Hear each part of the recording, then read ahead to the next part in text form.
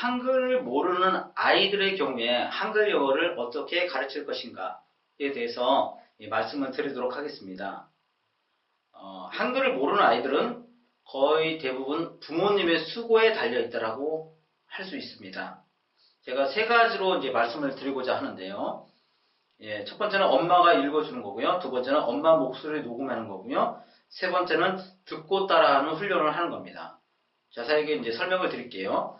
첫 번째는 시간이 나실 때 한글 영어 교재를 보고 아이에게 읽어줍니다. 마치 한글 책을 읽어준다라고 생각하시면 됩니다.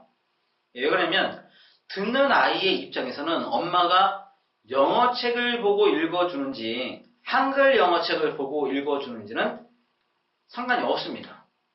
아이 입장에서는 이게 들리는 게 그냥 영어인 거기 때문에요.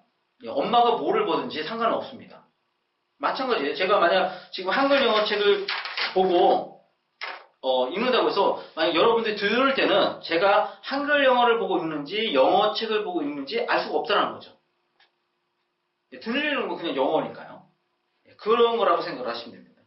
그래서 전혀 이제 엄마의 발음을 또 걱정을 많이 하시는데 저는 그런 필요 없습니다. 어차피 원어민의 소리를 다 들려준다고 해도 아이 귀에는 원어민의 소리가 다 들려가질 않습니다. 어차피 왜곡되는 거고 변형되는 겁니다. 그리고 몇 프로만 들어가는 거죠. 마치 우리가 인터넷을 이렇게 쓰다 보면 정보가 소실되는 것처럼 이렇게 선이 잘못된다든가 이러면 가다가 정보가 소실되는 거 있죠. 음질 이런 게 떨어진다든가 이런 것처럼 원어민 소리가 아이의 귀에 다 들어가질 않습니다. 그래서 처음부터 100% 다 들어갈 필요가 없어요. 그러니까 어머니의 소리만으로도 충분합니다.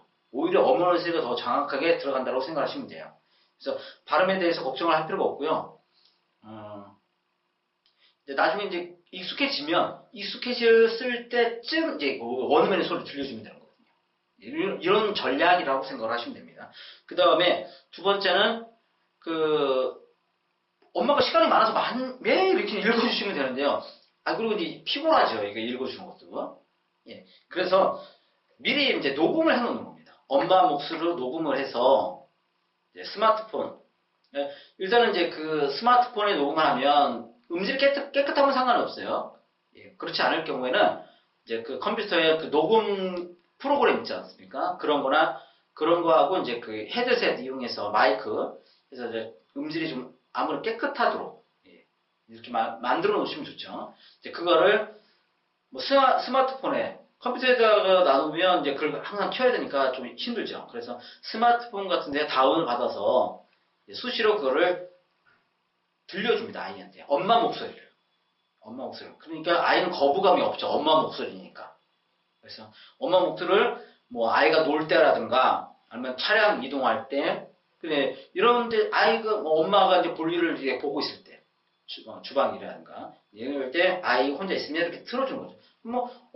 영어지만 그래도 엄마 목소리를 계속 듣는 거기 때문에 거부감이 없어요. 아이는요. 그래서 첫 번째는 엄마가 시간 있을 때 읽어주는 거.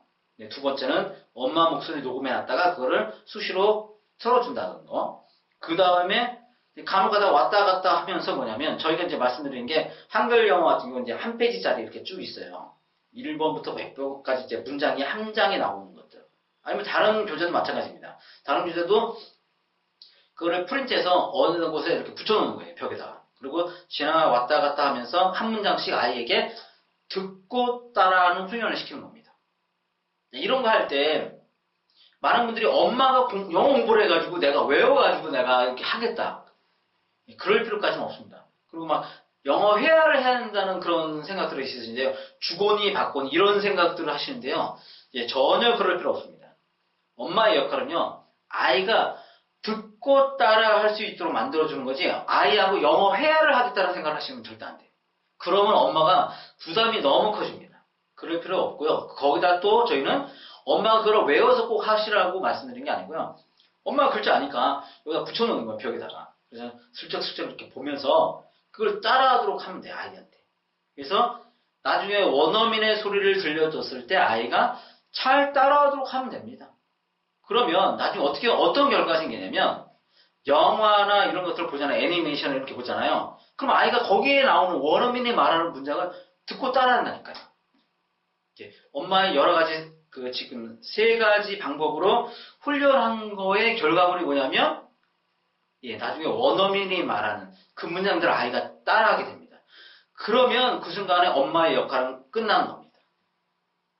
그러면 이제 그 아이의 영어 선생님은 엄마가 아니라 이제 그 TV 속에 영화 속의 그 주인공들이 아이의 영어 선생님이 되는 겁니다. 그러면 그 한글 영어로 할 때는 엄마만 영어 선생님이었죠. 한 분이었죠. 한 분이었지만 그 듣고 따라하는 게 되는 순간이요. 그 아이한테는 영어 선생님이 수천, 수만 명이 생기는 거예요.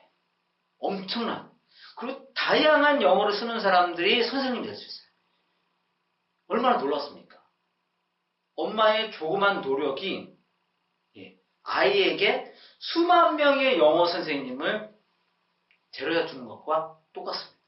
그래서 영어 듣기를 반드시 해야 되는 이유입니다. 영어 듣기가 되면요, 비싼 돈 주고 그 학원 가갖고 한 선생님한테, 그 원어민 선생님한테 배우려면 돈이 많이 들어가잖아요. 그런 선생님한테 이렇게 배우는 게 아니라 영어 듣기가 되면요, 거의 공짜로 내가 좋아하는, 특히나 성인들이요, 내가 좋아하는 배우를 통해서 내가 영어를 배울 수 있다는 거예요. 그래서 영어 듣기가 중요합니다. 돈 들이지 않고 영어를 배울 수 있고요. 듣고 말한 영어를 할 수 있기 때문에 그렇습니다. 그래서 한글을 모르는 아이들의 경우에는 엄마가 좀 많이 노력을 해야 됩니다. 그렇지만 그 결과는 진짜 놀랍습니다. 꼭 그 한글 영어로 영어 듣기를 모든 아이들이 성공할 수 있기를 바랍니다. 감사합니다.